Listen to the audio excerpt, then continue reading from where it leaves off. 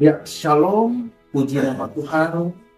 Dengan saya Vikaris Andrianus Epito, dan saya ingin membawa kita untuk merenungkan kebenaran firman Tuhan di dalam Roma pasal 8 ayat 31 dan ayat 35. Firman Tuhan berkata di dalam Roma pasal 8 ayat 31 dan 35 berkata, sebab itu apakah yang akan kita katakan tentang semuanya itu? Jika Allah di pihak kita, siapakah yang akan melawan kita? Ayat 35, siapakah yang akan memisahkan kita dari kasih Kristus? Penindasan atau kesesakan atau penganiayaan atau kelaparan atau ketelanjangan atau bahaya atau pedang.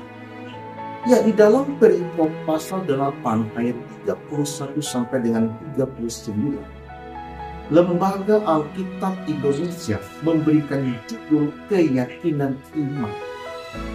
Kita tahu bahwa keyakinan, apa arti dari keyakinan? Keyakinan ini adalah suatu kepercayaan yang sungguh-sungguh dan pasti. Sedangkan iman adalah sebuah kepercayaan. Jadi keyakinan iman artinya apa? Sesuatu yang diyakini dengan sungguh-sungguh.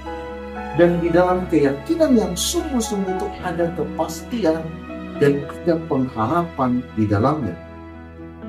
Jadi orang yang telah percaya kepada Kristus, yang telah menerima Yesus sebagai Tuhan dan Juru Selamatnya secara pribadi, ia ada di dalam pihak Tuhan.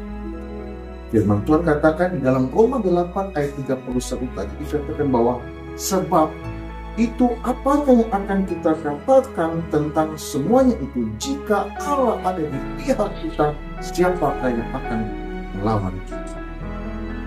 Jadi ketika kita bisa mampu menghadapi semua situasi dan kondisi yang kita alami hari ini, semua itu oleh karena apa? Karena Allah ada di pihak kita. Orang yang telah percaya kepada Kristus dan telah menerima Yesus sebagai Tuhan dan Juru Selamat secara pribadi, dia ada di pihak Tuhan. Ketika ia ada di pihak Tuhan, dia memiliki keyakinan iman yang sungguh, yang kokoh, yang kuat, yang tidak akan dipengaruhi oleh keadaan di sekitarnya, bahkan keadaan yang terjadi di dalam dirinya. Itulah sebabnya di ayat 35 di Roma pasal 8 dikatakan bahwa siapakah yang akan memisahkan kita dari Kristus? Penindasan, kesesakan, penganiayaan, kelaparan, ketelanjangan, bahaya atau pedang. Tidak ada yang dapat memisahkan. Tidak akan ada yang dapat mengganggu. Walaupun ada penindasan di dalam dirinya, ada kesulitan yang terjadi di dalam dirinya, ada penderitaan yang terjadi dalam diri, dia akan tetap setia kepada Tuhan. Kenapa? Karena Allah ada di pihak. Karena Allah di pihak, dia akan menjaga, dia akan melindungi. Ya puji Tuhan, kiranya firman Tuhan dalam program Suara Kebenaran dari Rumah Tahanan ini memberkati saudara-saudaraku yang ada di luar sana untuk terus teguh di dalam Tuhan. Jikalau engkau telah percaya kepada Kristus, telah menerima Yesus sebagai Tuhan dan Juru Selamatmu secara pribadi, Tuhan ada di pihakmu. Tuhan ada di pihak kita. Ketika Tuhan ada di pihak kita, tidak ada yang dapat memisahkan kita.